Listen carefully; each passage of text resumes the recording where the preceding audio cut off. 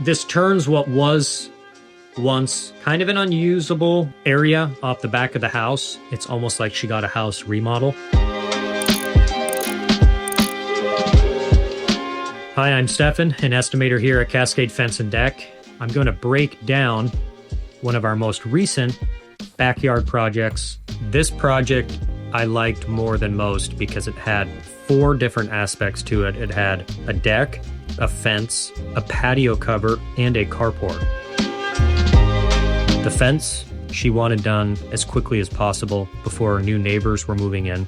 We've all heard the saying, a great fence makes great neighbors. Before, there was just a chain link fence there, which doesn't offer much privacy or security. It was a shorter fence, see-through, obviously. She wanted a solid cedar fence, and so we were able to accommodate that with our repair techs. They oftentimes have openings in their schedule a lot quicker than the crews, and so we were able to get in there, do that fence on a separate contract for her, and then we continued to design and work on the rest of the projects that were going to be happening simultaneously. Outdoor space is obviously a premium when you're in like the city. And so she wanted, I think, just more room overall to be able to put a table, put some outdoor furniture, put some chairs out there. We're in the Pacific Northwest. She wanted this deck to be year-round usage, but she also wanted natural light in. This is where the Acrylite covers really shine, as they give you that coverage from the elements, but also let natural light in. She had windows from the back of her house that she still wanted light to come into, and so this was able to check both those boxes. The deck and the cover were more for entertainment and personal use, but the carport was also for secure parking. She had limited street parking, and she wanted somewhere secure to park her car with a roll-up garage door on it as well. So before we made contact face-to-face, Jennifer sent in a video. She described everything she wanted, and it was only maybe a couple-minute video, but she showed us the property. She knew what color posts she wanted, what type of railing. Jennifer even had like a drawing with some dimensions that she had sketched out. So that's really helpful for us. If you know what you want, we can eliminate a lot of back and forth. The only thing that wasn't stated, which was our job to figure out, was it going to be a gabled cover or a shed style cover? But these Acrylite covers are extremely versatile. You can use these in a range of applications. I recommended doing a type of skirting around the deck. We have a vinyl lattice, something that's gonna go hand in hand with her decking, right? It's gonna last as long as the decking. The only specific she had on that, there was like a crawl space access under the deck, and so we made sure to accommodate a removable small piece and keep the framing clear so that you could get under the deck to that. I recommended also cocktail rail on the railing. It's a 3.5-inch composite. It's a continuous top then, either resting on or setting a drink on. It's a pretty relatively affordable upgrade that just increases the look overall. Makes that cable railing look a lot more modern as well. Lighting was a suggestion that I had. It comes with a smart hub transformer that you can always add more lights to in the future. So we started just with strip lights under each tread, and it really looks nice in the evening time to turn those on. She had a wider box step and she wanted that look. And so rather than just your normal stairs, we had wider box steps. So that made things look a little more modern as well, especially with that strip lighting. When you think of a deck, when are you going to be using your deck? It's going to be in the morning or in the evening. During the day, we're either working, we're away from our home.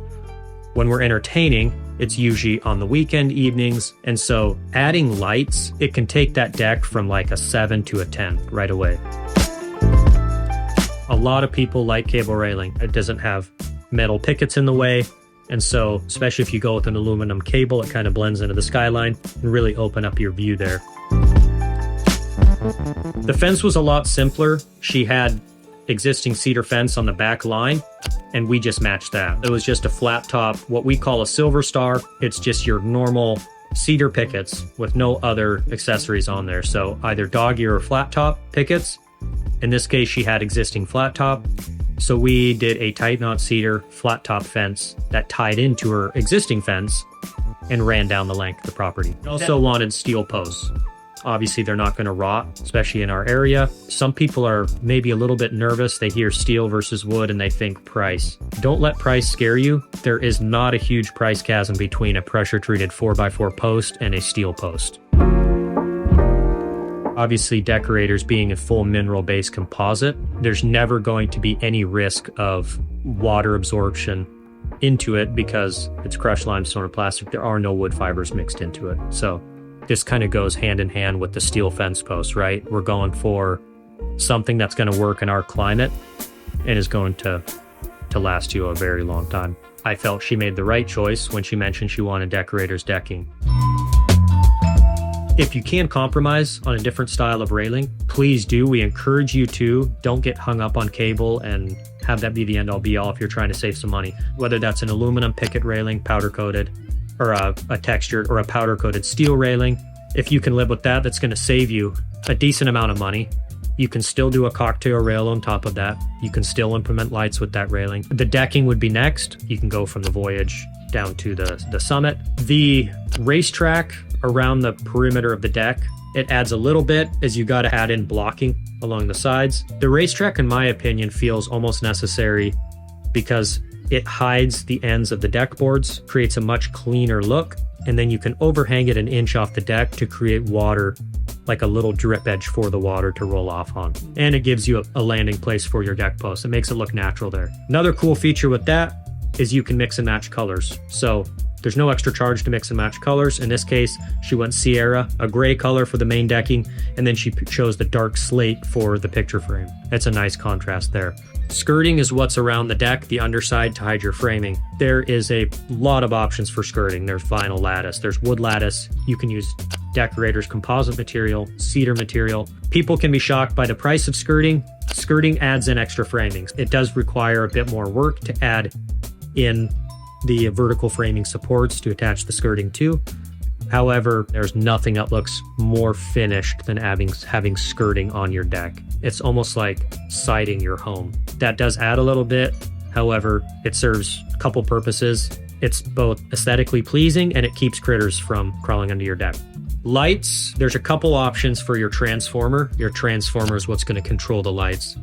You can have a smart transformer. You can control it Bluetooth off your phone. Or you can have a non-Bluetooth transformer. It's going to save you some money. It's going to save you roughly maybe $300. It still has a light sensor that ties into it, and you can set it manually, and it detects when dusk is coming and it'll turn the lights on. If you get the smart one, it's about $1,200. It's going to include the transformer, plugs into a 120 outlet, and then wiring from there to your lights. And then each individual light you pay for. The strip lights in this case, these ones were about $300 a piece. These aren't your typical light that's going to go dead in 1 or 2 years. They're designed in the Netherlands, super high quality. They're designed for the weather, the elements. So you can also remove and add lights later on fairly easily into the wiring. Figure for a few basic lights and your transformer. Plan on starting around $2,000 and then going up from there depending which light options. Cocktail rail is a fairly cheap upgrade for what you get. You're getting a composite board. It's color matched to what you choose, same brand. For this case, 70 feet, it's $1,000 to add on the cocktail rail. It's also an easy one to take off of the bid if you're looking to just cut luxury item. Demo, I believe, is around about $5.50 a square foot. We come in, we're gonna take it, cut it all apart, and we're gonna haul it away for you. So you don't have to worry about that. A tip that I would give someone if they're beginning this process is to gather a few ideas. Go and look online, whether it's ChatGPT or Pinterest. Do a little brainstorming ahead of time. You say you want a fence. Do you want a cedar fence or do you want a vinyl fence? As far as your deck too, do you want a natural wood deck or do you want a composite deck? Just by doing a little bit of research and having some ideas, that can really help your estimator or your designer give you some options right out of the gate. However, don't let that discourage you from coming to us. If you just don't know what you want, we can always help you. The backyard now feels like everything has a place. Everything was assigned a position in the yard, but without making it look too cluttered. Part of the challenge was you have a small space. How do you utilize it without making it look too cluttered? The carport is small enough. It's 20 by 12. It's tucked in the corner. It faces the alley. It ties into the fence there. It blends in almost with the fence. The deck and the cover obviously go hand in hand, and the new cedar fence is natural. The things that they're going to notice are the finishes. The cover itself is an aluminum. It's a coated aluminum. They're not your typical greenhouse panel that you might get from a big box store that let in a lot of heat. And the decking, it's got that 50-year warranty on it. And in my opinion, one of the best things of all that this person is going to get is a lifetime workmanship warranty. So with all of these products, as long as she's in that home, if something comes up down the road, whether it be 10 or 15 years from now, all she has to do is call us and we're going to come out there and take care of that for her. So there's a big peace of mind there with not just the quality of the product, but the quality of the contractor experience that's going to benefit her long after she paid this off. Yeah, I hope in all of this you did learn something. There can be a lot of detail, it can be overwhelming, but we try to be as transparent as possible. And so do not hesitate to reach out with any questions. We're always happy to answer them.